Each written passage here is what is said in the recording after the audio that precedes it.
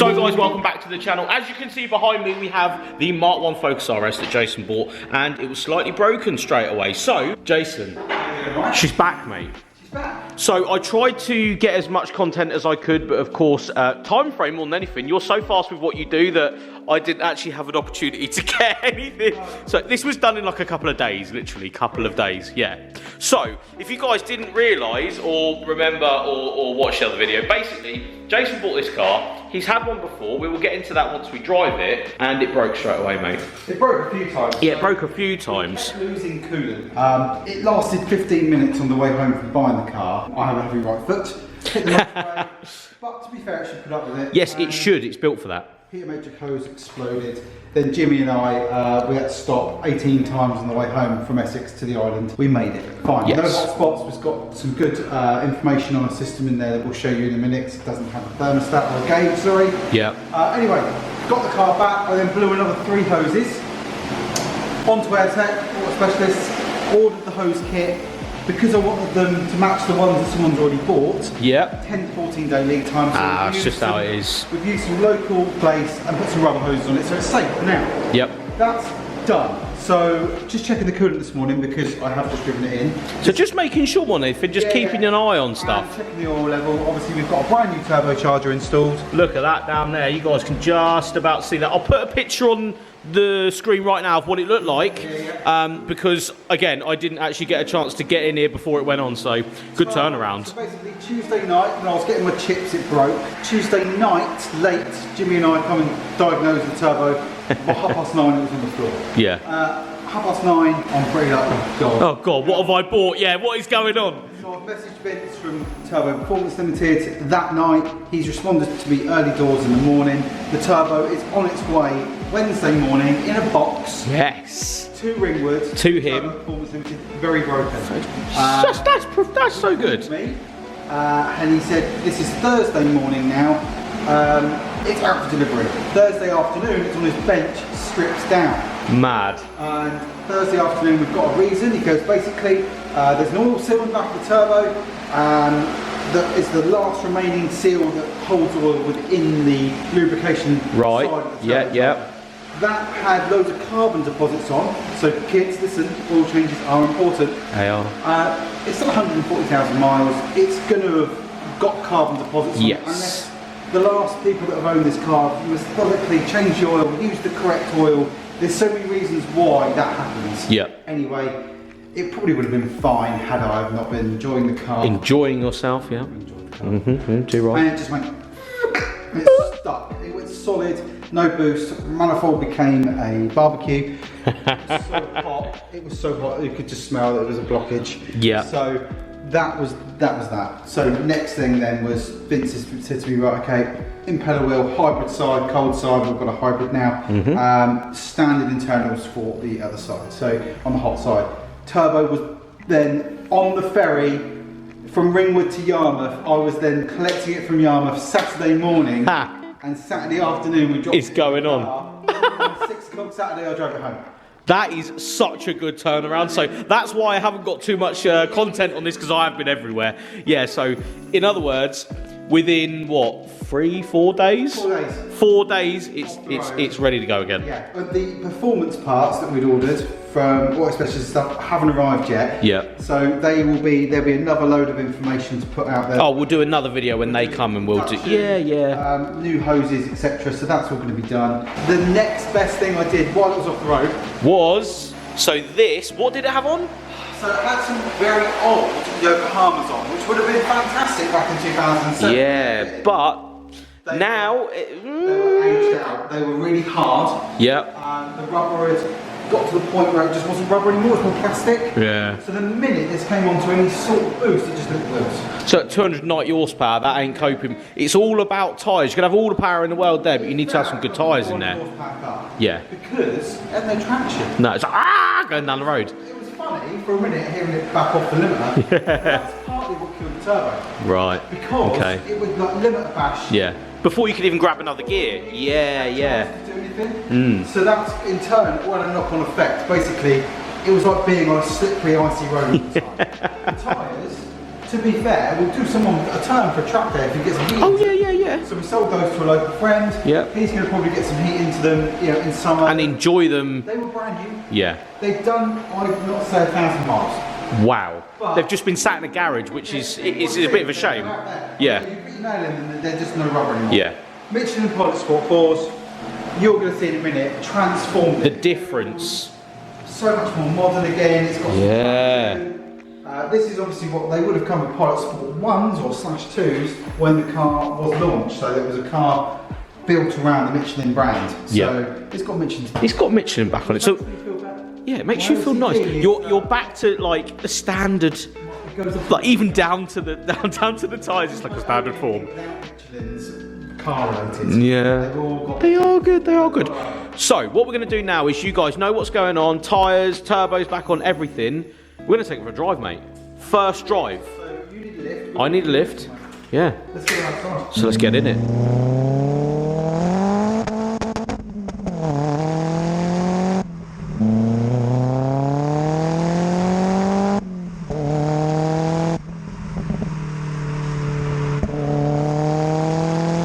Right. Oh, you put the key in and then start it. That's so cool. Like that's such a cool thing. There's also a standard radio in here. Shout out for standard radios. That's like so cool that it's standardy. Also, another thing to point out, if you guys haven't seen anything to do with these, or you do know, these seats still in 2021 are the nuts. They're actually amazing. Like Sparko with lines through them, comfy. Alcantara on there as well. Alcantara, carbon fibre down here. It's a rally car, mate. Basically was. Basically was. We do have a little bit of information that we'll probably share sometime that you've got of the press release of this, I'm assuming, or a brochure. Yeah, we'll do that. Yeah, we'll do that. It's stuff with like Colin McRae and stuff. It's really, really nice stuff that makes this car what it is. You know, brings it a bit more to light as to what this car is, and yeah, it's abilities. It is. And why it was created in the first place. So tyres, first off, those others would have broken straight away then. It would have just and you'd be like, oh crap, like that. We've now got some traction. Yeah, that's good. That's it a just really makes good for a nice drive. Yeah. I'm just so happy with the way it drives now. So turbocharger, we will say now there's no more power running through it. There's no more power through this hybrided turbo. It's only a mild hybrid. It's a mild hybrid. It isn't mapped to this turbo and all this sort of stuff. It's still running what it was, you know, 280, 290 as is. Yeah. That's the first thing to point out, because a lot of people would say, oh, it's got a hybrid. It's now like 4 million horsepower. No. It's supporting mods and stuff. You know, it needs to run more. Air filters on its way. And then yeah, we'll probably go and get some mapping. For me, I'm just happy it's on the road. I'd be happy. Yeah, I'd be happy as is. So don't go in the comment section and say, oh, why are you running that with a hybrid turbo and it hasn't been mapped? That's not the case here, because it's such a mild hybrid. It doesn't really matter, and there's no other mods that have changed. So we're not too worried. Don't worry, lads. We're not too worried. Like, we will bring up the idea that you had one of these. So this isn't your first rodeo with the Mark 1 Focus RS, is it? No, so Laura and I, back in the day, we had RS Turbo Series 1 and a Fiesta Turbo.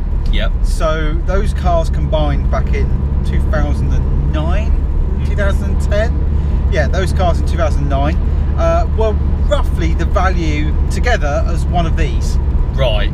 That's so wrong now. That is. But just showing you how things have gone wrong in the world, those two cars now would be worth £40,000, not 7. Yes. So you sold both of them for. Sold both of those. In theory, 7. And I remember it to this day. It was actually Jimmy again. Shout out Jimmy. We're in my old flat in Carisbrooke, huddled around a 12-inch computer screen. That's all we had back then. That's it. And we're looking at my first Focus Mark 1 RS on the internet, and we've just gone on pissing heads as we did every day, low to high. Yeah.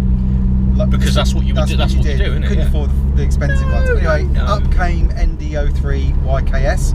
Love to find that out. What happened to that? If anybody's got that, let us know. We'll come buy it. Absolutely. So ND03 YKS was a Category D write-off. It had a rear end shunt. Yeah. But it was mine for £7,250, which was really cheap. I'll have it. When we got to Scotland. So we hired a Daewoo Matiz. Nice. And we drove to Scotland, me and a bunch of mates. And we got to Scotland, we bought the car, we got it back, and to be fair, one of the best cars I've ever had. Yeah. And do you know what? back in the day, I remember that car before we really knew each other. I remember that car. I remember seeing it. Yeah, it used to be parked down by the Ford. Yeah, you know, you used to go down the car parks and that, and oh, these tyres are so much better. Literally night and day. Yeah. Get good tyres for your cars, everybody. As the Top Gear would say, it's a damn day.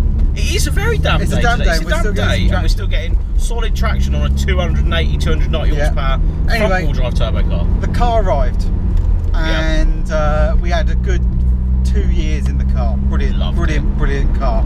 Obviously, I got it to a point where it looked nice. Didn't really modify it. It's 250 horsepower. It was just a nice daily car. It was our one focus at the time. I was still sad about not being in classic Ford world. Yeah. But that was enough. It was good enough. Yeah. So anyway, need to do these things. Pick up our daughter from the hospital. And in a Mark 1 Focus RS. These stupid Sparko seats don't go forward far enough. Of course they don't. To get her in the back with the thing. Typical. I can remember to this day getting back. We're all happy about the baby, and then a week later, the conversation arisen. We need to get rid of that car. I just had this conversation about the M4, so the follow-on is that I've just had this conversation with myself. And I went up to Carriageford Castle, took some photographs of it, put it on piston heads, and it sold that week. Oh. I went to Manchester, bought an RS Turbo, so I had something. Bought the missus a Golf. Yeah, and that's what happened. So that was, I don't know, 10, 11 years ago. It was not a sale that we both wanted to do. No. It was just a sale out of growing up. Yeah. So yeah, brilliant cars. I'm glad I've got one. I'm glad I'm back in one. So the idea is that this isn't just a random buy because the values are going up and down. This is actually a car you want. Do you know what I'm saying? To a point though, I did want to jump on one before what happened to Westport Cosworth. They go mad. They go mad, mate. Mad. I wanted to get on it. Yeah. Which I've done in good time, I think. We've got a good car to start with. Not a terrific amount of stuff needs doing, but we are going to work our way through the jobs and get it to the point where like I'm really you do with any car. But just because I'm exposing it on here doesn't mean it's a bad thing. But everybody goes through these motions of buying a car that needs a few bits, and you do them. Yeah. That's part of the whole idea of the car and the ownership. Oh wow, it does definitely hook now, doesn't it? Mate, 200 odd horsepower, like north 200 horsepower in this, is just right, isn't it? It's just right. That was a magical little moment, right? That was a magical little B-road bashing, and I'm holding on. Yeah. Don't get me wrong. Oh yeah. I just love how these they sound like the rally cars from the era. With this Miltech on them with a little bit more power, they just sound like a rally car. Yeah. It's that flat like that. Exactly that. It's so right. I'm glad you got one, mate, because the reality is you put them into eBay now and you think, bloody hell, they're expensive. Yeah, this one's done some miles, so I'm not overly worried. I'm not a mile man anyway. No. I enjoy all of the cars that I've had and owned. I'm not that fussed. I mean, if you can't afford to have the car and put some miles on it and possibly lose on your return, you're never going to enjoy it. No, enjoy it for what it is. Exactly. Enjoy the moment of it. And it's currently raining. And to have a Mark 1 Focus RS out in the rain these days, yes, this isn't, the be-all and end-all of performance, Fords and stuff, but they are still, going up, and there is a following for them. This isn't something that people would do anymore already, let alone them being, subsequent money down the years and the lines and all that sort of stuff. They'd be sat in, For me, I want to take like a daily, and if I do want to flip it, my money's going to come back out of it. I'm not going to make. But if I do want to flip it, because I'm like, something interesting will come along and it can go. Why wouldn't you? You could go from this to a Mark 2 Escort and then come back to an RS Turbo. But all I will say is, all the time I've got this, my need for bringing the RS Turbo out is completely diminished, which is brilliant because it's kind of saving it for special occasions. Being a nice Players time. Classic. Yeah. Any of the cool shows that are coming up in 2022, the car will be just ready to go for the shows. Whereas in the summer, I was using it sometimes every day, and that's great. But I'd rather have something else. That I'm not, because I do tend to kick his head in. Do you know what it is? This still satisfies the itch for something fast and fun, but it's got the refinements of a newer car. Yeah. The heating's nice, the seats are really nice, it's easy to drive, it's everything. Good indication, mate. Sorry. People, mate. I'll avoid it. But yeah, it covers all bases. Yeah. So yeah, this is a winner. So we are back from the drive in the RS. You're happy now, aren't you, mate? Yeah. Very happy. I'm very happy as well. Oh, mate, the tyres, the turbo, everything is just right on this now. Completed it. Completed it. It's ready for the next fun mods rather than... Yeah, rather than trying to have to chase things on it and stuff. So we will do an update video when all of the stuff gets here, like what we've done, intercooler piping and all that sort of stuff. Yeah, that all comes. So we will do that video when it comes, when the stuff comes. But thank you so much for watching again. Thank you to Jason for taking us out and enjoying the car. And yeah, we'll see you on the next one.